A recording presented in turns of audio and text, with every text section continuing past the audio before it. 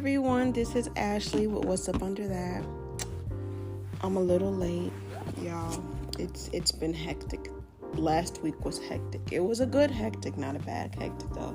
So if most of you may follow me on Facebook or Instagram, I did post updates stating that I was going to be continuing the Valentines Day reading.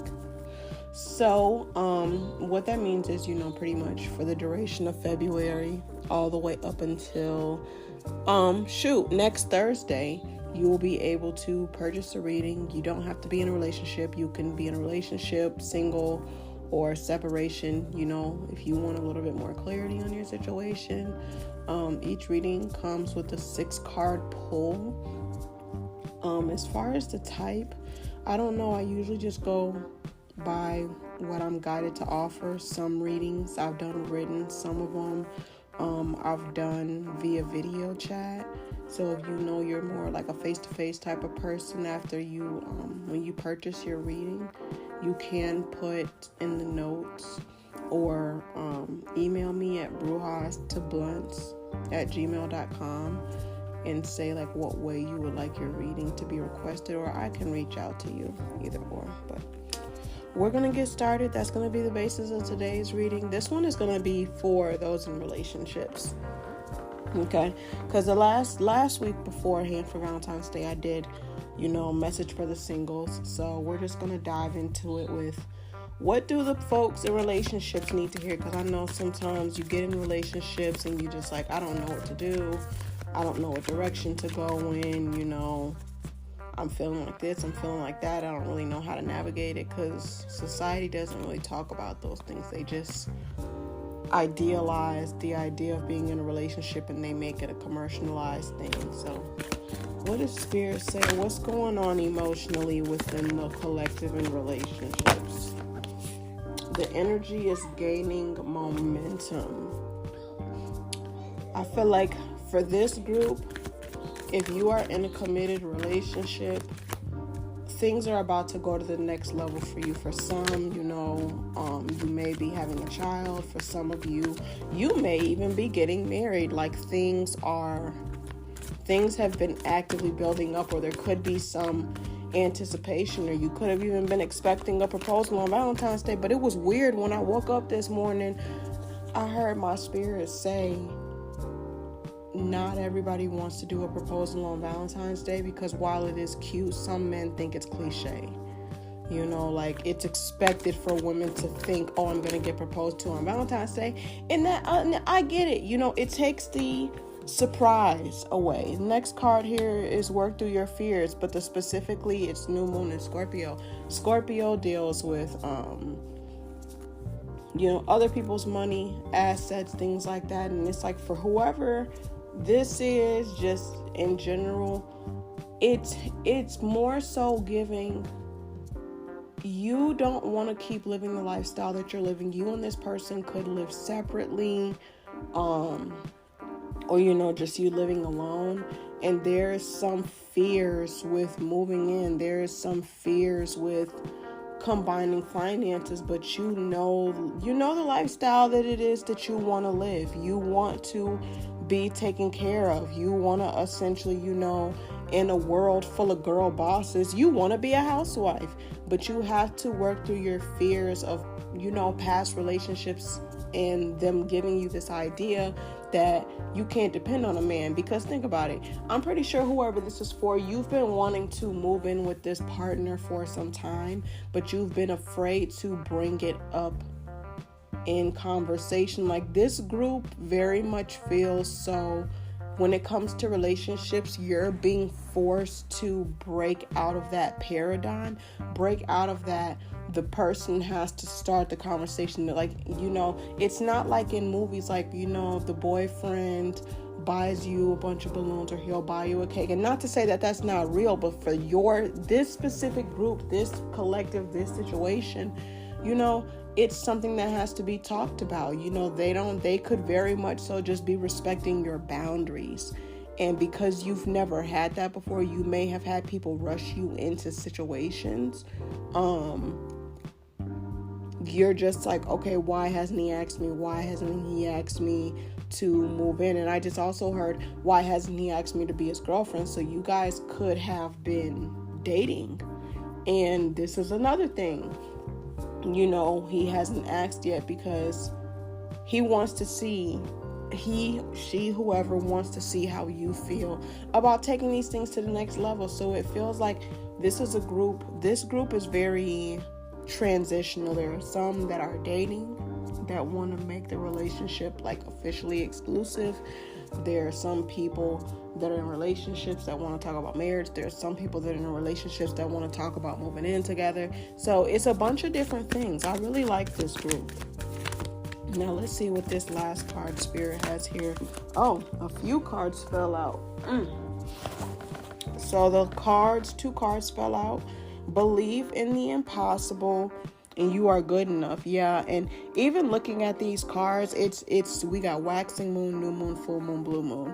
So it's a lot of different phases that this group is going through. Let's get some clarity here with the love deck on believe in the impossible. What do we have? What's that talking about?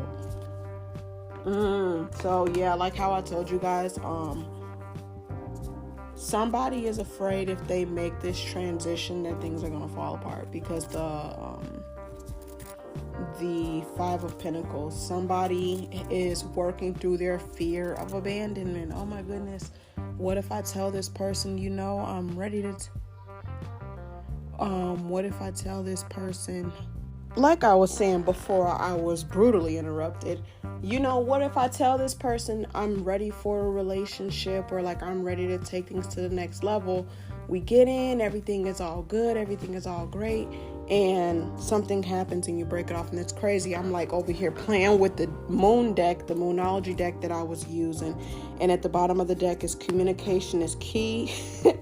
Take time to bring out, and a win-win outcome is forecast. So it's like nothing bad can really come out of this, and it's like even if you don't get an expected, that's something that it is that I'm ready for. This person could be like, I know I still have things that I have to work on within myself, but that is something that I also would like to do also.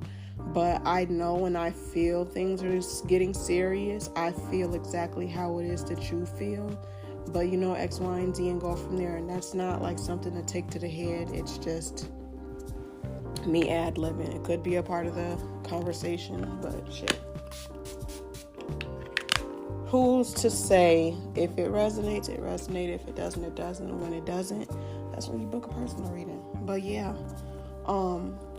whoever this is, they're afraid, if I make this next step with this person, I'm going to be abandoned. I feel like somebody may have dealt with a situation where they came home and their person completely moved out, didn't tell them why, didn't tell them what was going on. Or this could also be something that it is that you dealt with as a child. So who's to really say? Just believe in the impossible. It's an episode that I recorded, and I talked about these tools. Hold on, let me bring it up. And it was from a girl named Jo. I'm not good with last names. She was in the Royal Lamb community. There was a Zoom meeting that we had, and the things that came up are like, what am I thinking? Do I want to be thinking these things? What if it all works out? So what exactly am I making this mean? And this will be that instance where you say, well, what if it works out? What if I bring this to this person and it turns out great? What if this is something they have been wanting to ask me, and they didn't want to make it seem like they were pushing me to move too quickly, or things were going really fast. This person did the energy of these people feels like it's not that they don't want to ask you, they're just being really respectful of your boundaries. They've taken into consideration how you've told them in the past things may have moved really fast with you and your previous partners, and the trauma that they gave you. So they are really just sitting here allowing you to savor the relationship and really build trust. What they're doing with you is they're trying to build trust here and show you that they are being respectful of your boundaries. It's not that they're intentionally taking a long time. They're just being respectful of the things that it is that you told them. So it's like, believe it or not, the things that you have brought up about previous relationships, they are listening to you and taking that into account. They could just be old school, and it's like, what's understood doesn't need to be explained. So even if you're having these fears, just ask them when you bring this up in conversation. Like, hey, I noticed you haven't asked me to be your girlfriend yet. Or, hey, I've noticed that we've been together for a while, you haven't brought up moving in. Or, hey, I've noticed that we've been in a relationship for a while and we haven't really talked about marriage. So don't be afraid to let these things be a conversation. Another thing, I told this to a client that I did a reading for this past evening, and it was a game called Skin Deep. Those videos that would show up on Facebook, and I think they're on TikTok. Do questions like that. Buy card games. If you're one of those people that you have a difficult time with initiating conversations, make it lighthearted. Make it something that is fun. So let's go into this "You Are Good Enough" card. And for this, I'm still going to clarify it, but I really feel like this card is really just saying, there may be a part of you that feels like you've dealt with people in the past that didn't know your worth. So now there's a part of you that feels like you're not good enough to be a girlfriend. You're not good enough to be wife material. You are only good enough for the in-between stages, and that's it. And it's like, you have to realize, you are made for this.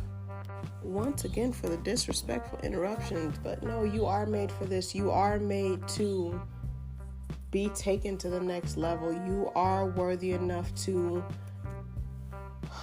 be what it is exactly that you wanted to be, whether that's being a girlfriend, whether it's being a wife. There is nothing wrong with that, and don't allow your fears to tell you any different, or don't allow your fears to convince you of anything different. So we're going to see, what is the next card here?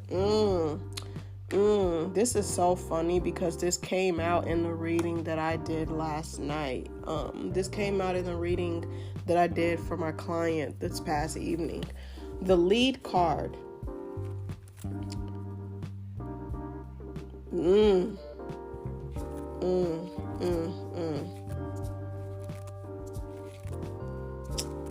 I feel like it's so much energy in that card. That's why I'm really taking my time and just letting everything process. Because I feel like it could be both of two ways. I know I was talking about a theme of, you initiating the conversation, but the spirit is like, maybe this person needs to initiate it. Maybe this person needs to get past their fears of taking things to the next level. Maybe it's not even that it's you, it's the energy coming from this person. Like they want to take things to the next level. They really do, but they are also afraid. They could have had, some past trauma, with a previous partner. And they're like, what if I ask her to be my girlfriend and she cheats on me? What if I ask her to be my girlfriend? Or I'm also hearing too, somebody must have got left in the altar in the past. Like, they proposed to somebody, and the proposal, it did not go in the way that they wanted, nor did they how they expected to. They essentially got left at the altar. So there was some work that needs to be done. Like, another thing I'm noticing, like with these particular cards, it's like a sense of darkness. This person could really be in their head, and it's like spirit is saying you have to get out of your head so that you can really be fully present in this relationship. There's no ifs, ands, or buts about that. You have to get out of your head and release yourself from the past stories that you're telling. Release yourself from past timelines. And I want to say I talked about this on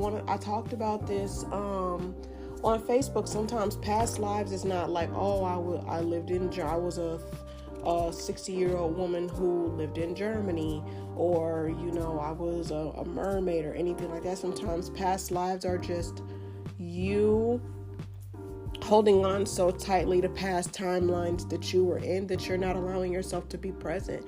How can you really be fully present if you do not really allow yourself to detach from that time period in your life? So that's what's also needed here. Now let's see what Spirit has left. What does Spirit have to say as we close this out?